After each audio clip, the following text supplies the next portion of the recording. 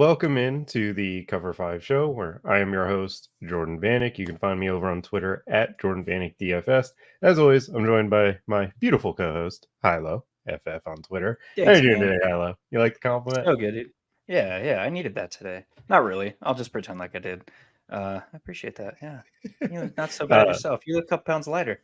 Thanks, man. I got a haircut. It's super important. Me too. Dude, this past week, I think one of the biggest just takeaways, I want to get right into that.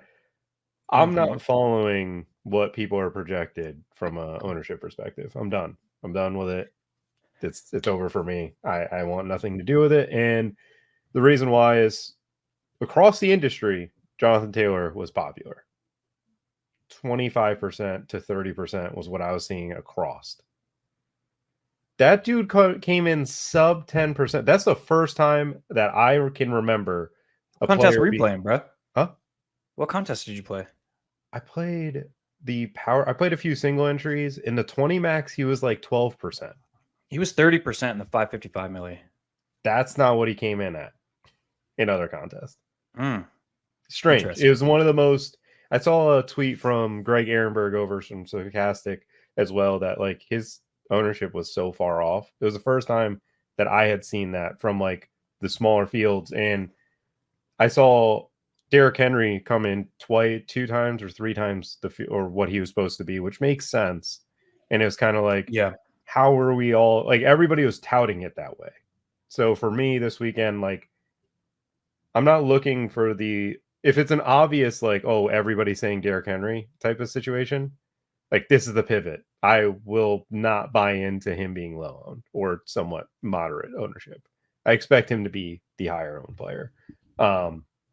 I think that also had to do with Michael Pittman being high owned, but regardless, Yeah. for me going forward, I'm just going to be focusing more on raw point totals, and I know I can get different without having to really dive deep into that ownership concept. And I'll also try to recognize like this is chalk that I expect to be chalk, and this is chalk that I just don't see it happening. Like for example, this weekend I expect Trey McBride to be chalk again. I do not expect Pat Fryermuth to pull away from him. I love Pat Fryermuth this weekend, but we will get into that another time. I'll kick it to you. Miami traveling to Washington. This is one of the games that you picked. How are you playing this one? It's Tyreek Hill. No, there's a lot of nuance, I think, in this game. Obviously, we know that Miami is capable of scoring from anywhere on the field. We know that they're capable of winning on the air, in the ground. It doesn't matter. They're going to score points. The biggest contributing factor to this game environment is the extreme pass rates of the Commanders. In that same breath, even the Commanders are highly unconcentrated offense. They're concentrated from the sense that the same four skill position players or the same four pass catchers are on the field a ton, but the combination of those four primary pass catchers, Terry McLaurin, Jahan Dotson, Curtis Samuel, and Logan Thomas, have combined for just 7 double-digit target games this season. 4 of those have come from Terry McLaurin. Terry McLaurin and Logan Thomas are the 2 in that group that have not put up a 100-yard game. And Curtis Samuel's done it once, and Jahan Dotson's done it once.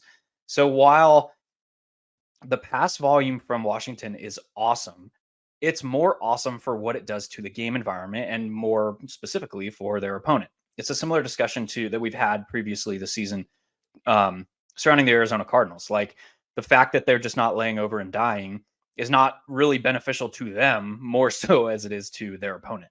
So that's a very interesting like dichotomy of this game. Also, we have like Jack Del Rio and the defensive pass game coordinator or the secondaries coach, were fired this week.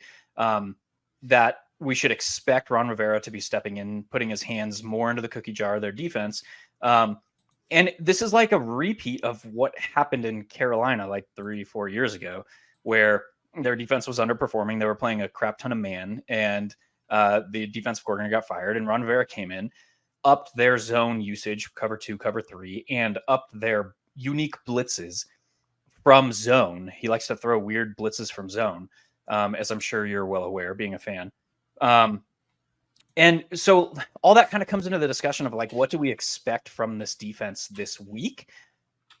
If you're moving from man coverage they're above average, they're top 10 in man coverage rates above 30%, and you're going to introduce some heavier rates of zone, and you're going to play zone differently, and you're going to blitz from zone differently. That takes time. That shit does not just happen from 3 practices in a week. So all of that to say, like, for the rest of the season, I probably expect the Commanders to be better against the pass. It's not going to happen this week, guys. Any bump to efficiency that we can expect from them, like from their defensive changes, is probably offset and maybe made worse by the fact that they're now introducing new concepts, and those are going to require time and communication to be good at.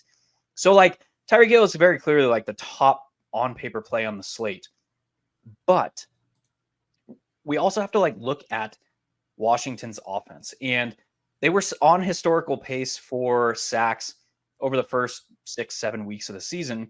And that was because like they were asking Sam Howell to do so much, and they were running Jahan Dotson deep, and they were running Terry McLaurin deep. Since like about week 8 or 9, Eric Bieniemy's kind of changed the functionality of this offense, and he is running more